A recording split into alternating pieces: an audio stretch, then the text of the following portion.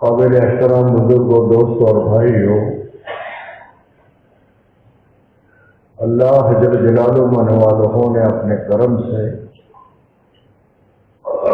ہمیں ایسی محنت کے ساتھ نسبت عطا فرمائی ہے کہ جس محنت کے ذریعے سے آدمی خود بھی بنتا ہے اور چاروں طرف کا ماحول دینی بنتا ہے۔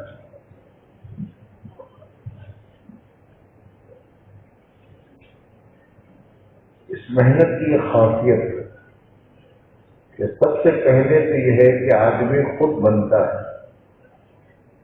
آدمی اگر صحیح رخ سے محنت کرتا ہے تو سالوں میں اس کے اندر میں جو صفات آنے کے ہوتے ہیں وہ خدا مہینوں میں دے دیتا ہے۔ لیکن شرط یہ ہے کہ آدمی اس محنت کے ذریعے سے اپنی نیت کرے۔ اس محنت کو میں کیوں کر رہا ہوں؟ جسے دنیا کا ہر محنت کرنے والا اس بات کو سمجھتا ہے کہ میری اس محنت کے ذریعے سے میرے گھر کا چولہا جلے گا، میرے بچوں کے کپڑے آئیں گے، میرے بیوی کے زیورات آئیں گے، میرے بچوں کی فیس ادا ہوگی۔ ہر محنت کرنے والا دنیا میں ان بنیادوں کو سامنے رکھ کر محنت کرتا ہے۔ بلکہ بہت سے تاجر تو ایسے ذہن کے ہوتے ہیں کہ کسی چیز کو دیتے ہیں تو اس وقت وہ ان کے ذہن میں ہوتا ہے کہ اتنا اس میں سے میرا ہے، اتنا مجھے ملے گا۔ یہ دنیا کا دستور ہے۔ دنیا میں اگر کوئی اجتماعی کام ہوتا ہے، کوئی کمپنی بنتی ہے تو کمپنی تو اجتماعی شیئروں سے بنتی ہے۔ کئی 50 آدمی شیئر والے ہیں، کئی 20 آدمی ہیں، کئی 10 آدمی ہیں، اور ایک اجتماعی محنت کے ذریعے سے کمپنی بناتے ہیں اور اس کمپنی پر محنت ہوتی ہے اور اس کا مال دنیا میں چلتا ہے۔ لیکن اس اجتماعیت کے ذریعے سے وہ اپنی انفرادیت کو طاقت دینا چاہتے ہیں کہ بھئی ہماری اس کمپنی کے ذریعے سے ہمارا ہر پارٹنر جو ہے اس کی زندگی میں مکان بھی اچھا ہو، اس کی زندگی میں کھانا بھی اچھا ہو، اس کی زندگی میں گاڑی بھی ہو، سب کچھ ہو۔ اجتماعیت کے ذریعے سے انفرادی زندگی کو بنایا جاتا ہے۔ اللہ پاک نے رسول پاک صلی اللہ علیہ وسلم کے ذریعے سے یہ مبارک محنت ایسی عطا فرمائی ہے کہ جس محنت میں وہ صحابہ کرام جن کی اگلی زندگیوں کو جاہلیت کی زندگی کہا جاتا تھا، کسی لفظ کے مطابق جب جاہلیت کا لفظ آئے تو ساری حدیں پار ہو جاتی، اخلاق کی لائن سے، معاملات کی لائن سے، ساری چیزوں کے اعتبار سے سارا بگاڑ۔ لیکن آپ صلی اللہ علیہ وسلم نے جو محنت عطا فرمائی، اس محنت کے ذریعے سے زندگیوں میں سب سے پہلے یہ ہے کہ ہر آدمی کی زندگی میں قرآن داخل ہو گئے۔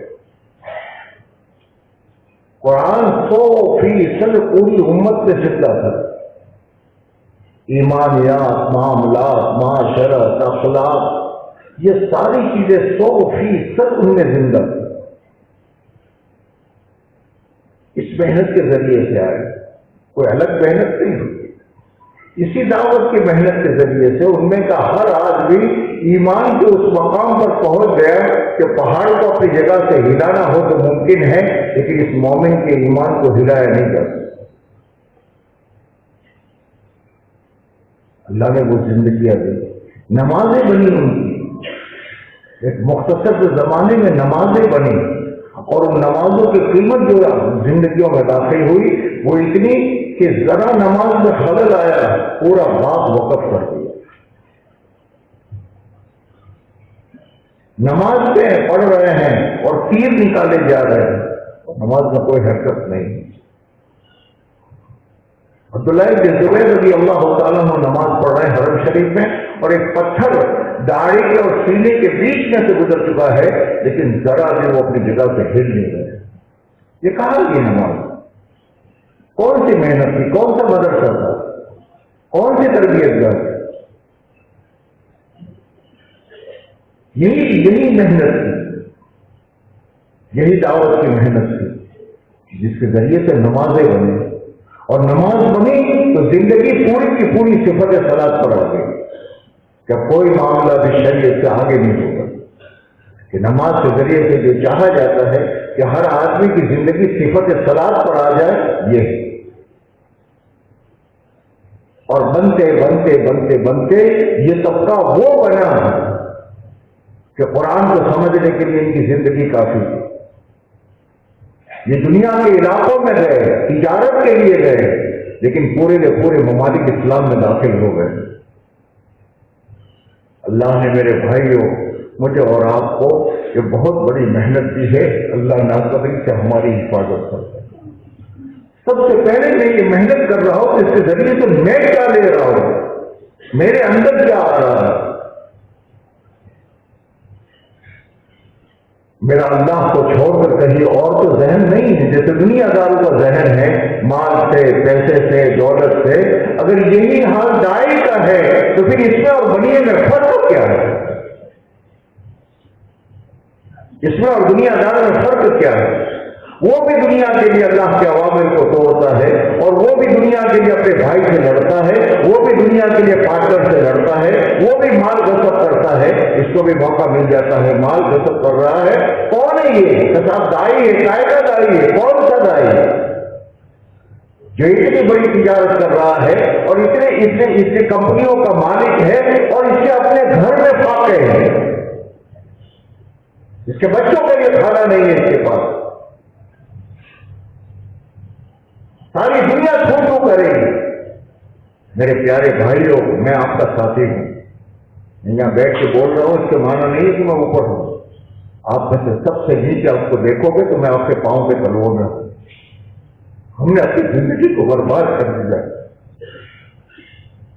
ہمیں حساب سے جو لینا چاہیے تھا وہ ہم نہیں دے سکے، ہم نے سمجھا ہی نہیں ہے،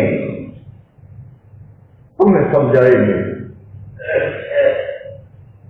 اگر ہم سمجھ جاتے تو ہمارے اس مجمع کی زندگیاں لوگوں کے لیے دعوت بن جاتی، ہمارا چلنا پھرنا دعوت ہو جاتا۔ لیکن کوئی میرے گھر میں آتا ہے اور میرے پڑوس کے گھر میں جاتا ہے تو اس کے گھر میں بھی ٹائلس ہے، میرے گھر میں بھی ٹائلس ہے، اس کے گھر میں بھی بیڈ روم ہے، میرے گھر میں بھی بیڈ روم ہے، اس کے گھر میں بھی عیاشی کی چیزیں ہیں، میرے گھر میں بھی وہ ہے۔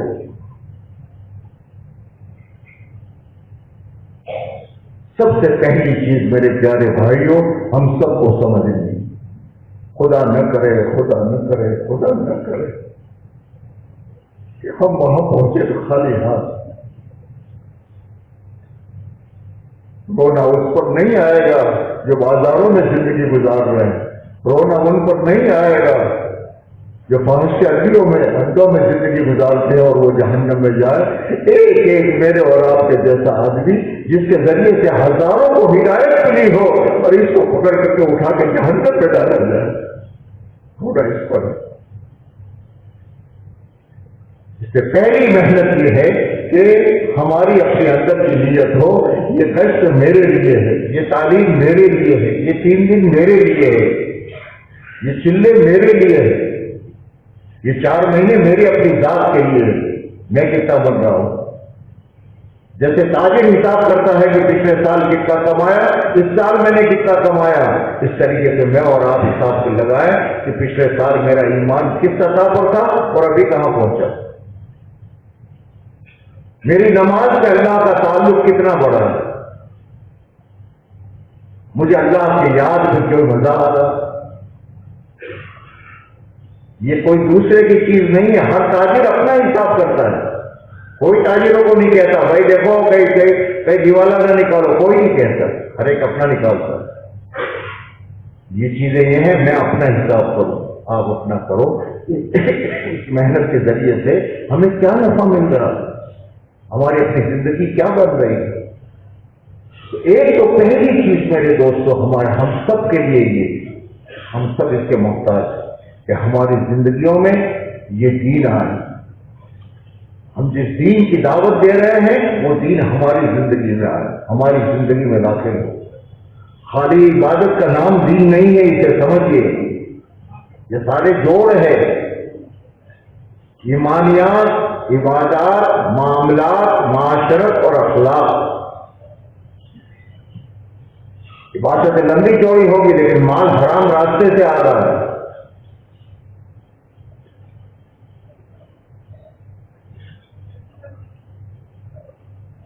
کسی کا حق مارا گیا ہے، کسی کا قرض ہے، ہم میں استطاعت ہے، ہم دے نہیں رہے۔ ابھی میں درمیان میں آ رہا تھا تو وہاں مفتی تقی صاحب کے ایک بیان سن رہا تھا 5 منٹ کا، ویسے اقتباس صاحب سے، اس میں مفتی صاحب نے تو یہاں تک فرمایا کہ جس آدمی پر قرض ہو اس کے نفلی صدقات بھی قبول نہیں ہیں۔ قرض ادا کر، احکامات ہے اس میں، میری اور آپ کی تبلیغ کی نہیں چلے گی، وہاں تو علماء کہیں گے، ہمیں علماء بتائیں گے، ان سے پوچھا جائے گا، وہ کہیں گے کیا ہے ہمارا جی چاہے وہ دین ہے جو نہیں ہے، ہم میں وہ استطاعت پیدا ہو۔ ایک محنت اللہ نے یہ دی ہے کہ آدمی جو سالوں میں بنتا تھا، اگر محنت میں اپنی نیت کر کے محنت کرنا شروع کرتا ہے تو وہ مہینوں میں بن جاتا ہے۔ اور حضرت مولانا یوسف صاحب رحمۃ اللہ علیہ کا جملہ تو عجیب و غریب ہے کہ ہماری یہ محنت ایسی محنت ہے کہ اس محنت کا بگڑا ہوا دنیا میں کہیں اس کے سدھرنے کی امید نہیں۔ ہمیں بار بار اپنے آپ کا محاسبہ کرنا ہے، ہمیں بار بار اللہ کے سامنے رونا ہے۔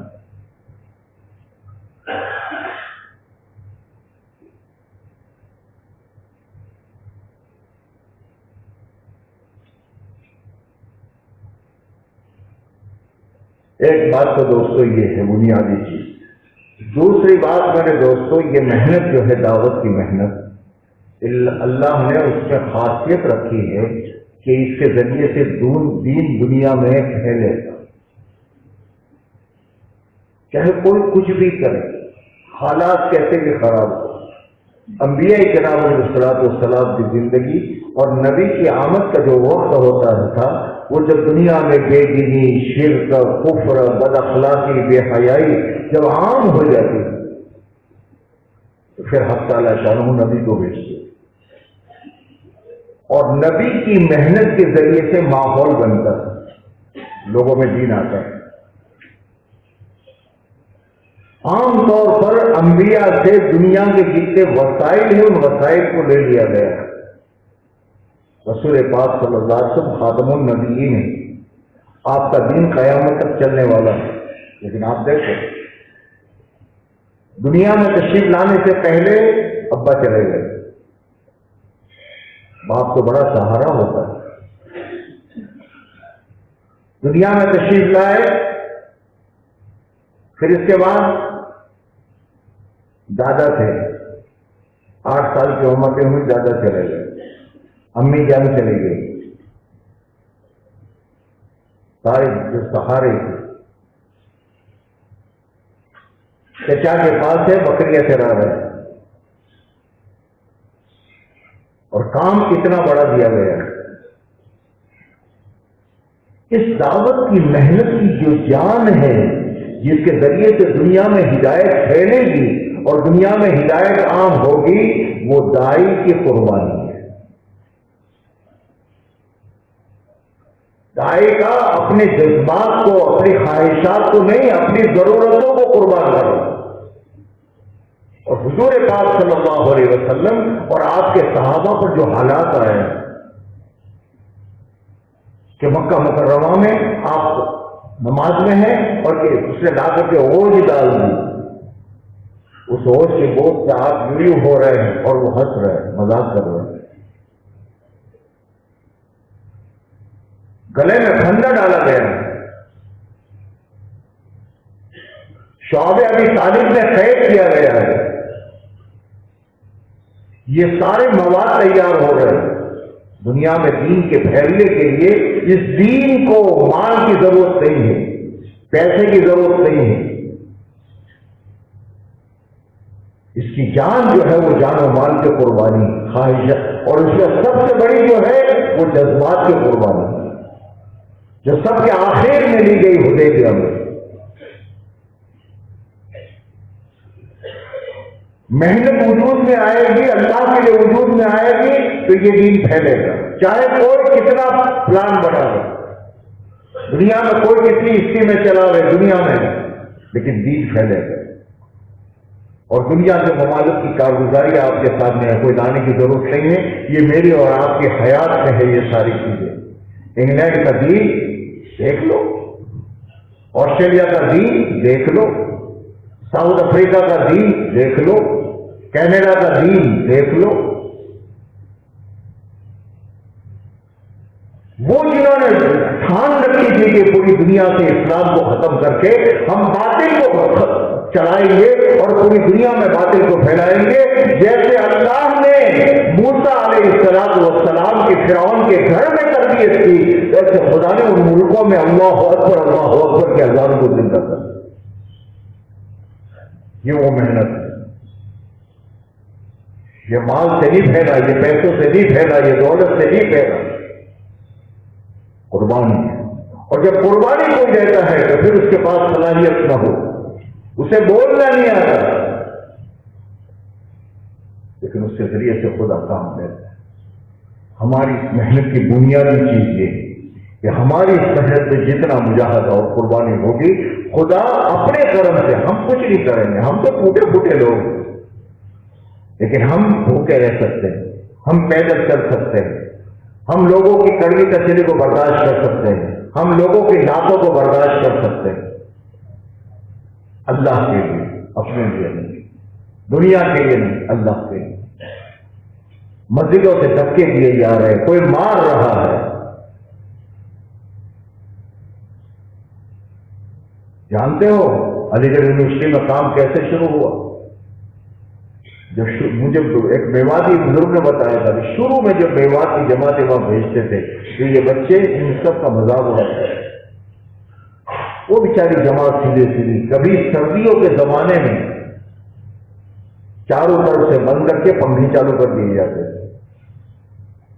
مجھے ایک صاحب نے بتایا کہ انہوں نے نام بھی لیا تھا، بولا میواتی، درمیان راستہ میں تھے اور ان کی پگڑی گر گئی تو بچوں نے اسے گیند بنائی، وہ گیند بنا کر کے بھاگ رہے ہیں اور وہ پیچھے میواتی، اے بھائی کیا کر رہے ہو، اے بھائی کیا کر رہے ہو، میری پگڑی میلی ہو جائے گی، میری پگڑی میرے پاس اتنی ہے، وہ پیچھے بھاگ۔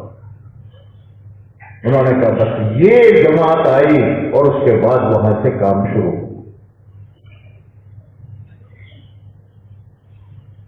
ایسے سے کام نہیں ہوتا جو مجاہدے ہیں۔ اللہ حضرات کو جزائے خیر کہ ہماری یہ جماعتیں خوب مجاہدوں سے چل رہی، اللہ خوب مجاہدوں سے چل رہی، خوب کام کر رہی، لیکن دنیا میں اللہ پتہ نہیں آپ کے ذریعے سے کہاں کہاں ہدایت پھیلے گی، کہاں کہاں لوگوں کی زندگیاں بدلے گی، کہاں کہاں مکاتب قائم ہوں گے، کہاں کہاں مدارس قائم ہوں گے، کہاں کہاں مسجدیں بنیں گی، وہ تو آج دنیا میں ہم حساب نہیں لگا سکتے۔ مرنے کے بعد خدا آپ میں سے ایک ایک کے پیچھے لاکھوں انسانوں کو بھیجے گا، تب پتہ چلے گا کہ ہماری وہ مجاہدے اور قربانیاں کیا رنگ لائے، معمولی مسئلہ۔ اس لیے اس دعوت کی محنت کا اگر قربانی نہیں ہے تو عمل کی جان ختم ہو جائے گی۔ اور اللہ کا شکر ہے 2010 میں مولانا اور ہم لوگوں کا سفر وہاں کا ہوا تھا، مدراس کا، کون سی جگہ ہے جہاں وہ اجتماع کرتے رہتے ہیں، ڈنڈی گڑھ، وہاں ہم نے بھائی فاروق سے سمجھا زونوں کی جماعت کا،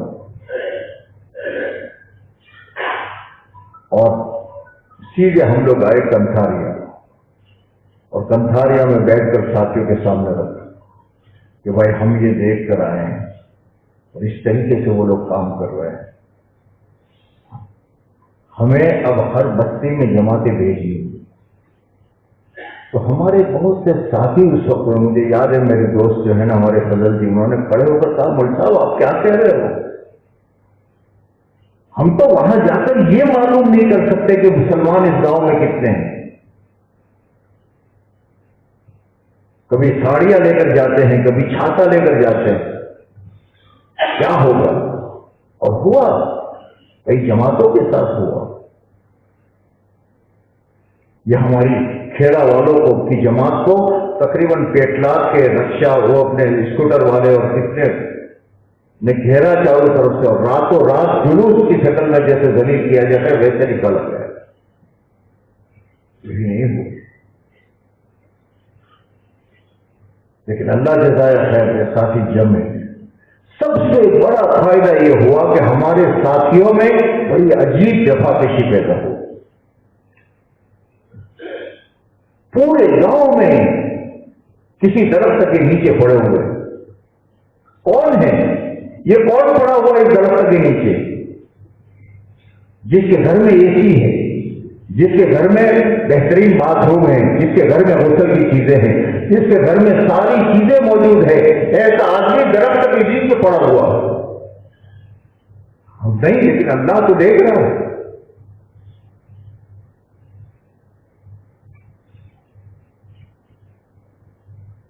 اور صبح اٹھتے ہی اس اپنی زندگی میں کبھی نہیں دیکھا سیدھا لوٹا اٹھا کر کے کسی جھاڑ کے پیچھے جا کر کے اپنی حاجت پوری کر رہا ہے.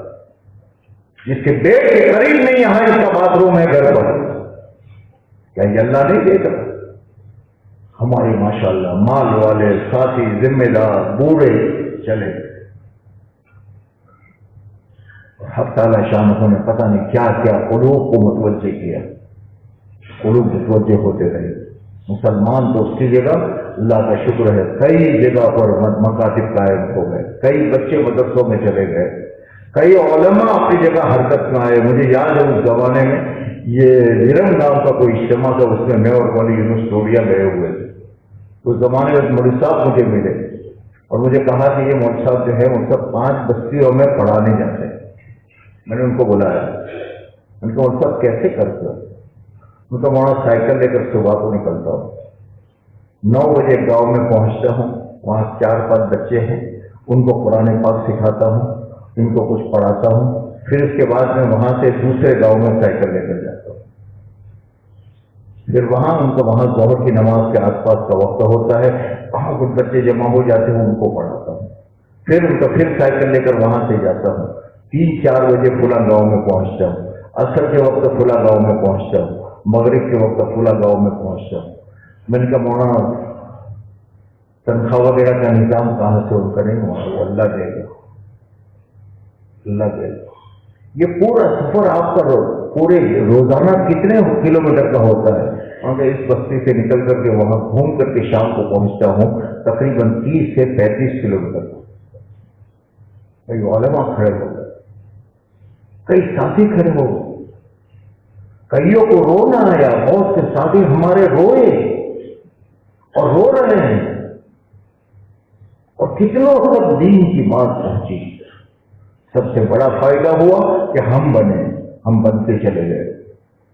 ہم میں کی جو جان مجاہدے کی تھی، تمام اعمال کی جان مجاہدہ ہے، وہ مجاہدے کی صفت ہم میں پیدا ہوئی. اور ذمہ دار کا پھر یہ ہے کہ ہمارے ضلع کے ذمہ دار ساتھی چلے. ہمارے چھوٹا بھائی اللہ انہیں بھری کے رحمت کرے، ان کے جیسے ساتھی چلے کہ بیماریوں کے ساتھ. اور حق تعالی شاہ نے پورے صوبے میں ایک کام کیا. اب وہ کیا ہے وہ تو اللہ جانتا. اب درمیان میں کچھ حالات آئے، کووڈ وغیرہ کے حالات، اس وقت میں بھیجنا مناسب نہیں تھا، تو بھی ساتھی ماشاءاللہ ان جگہوں کو سنبھالتے رہے، کرتے رہے.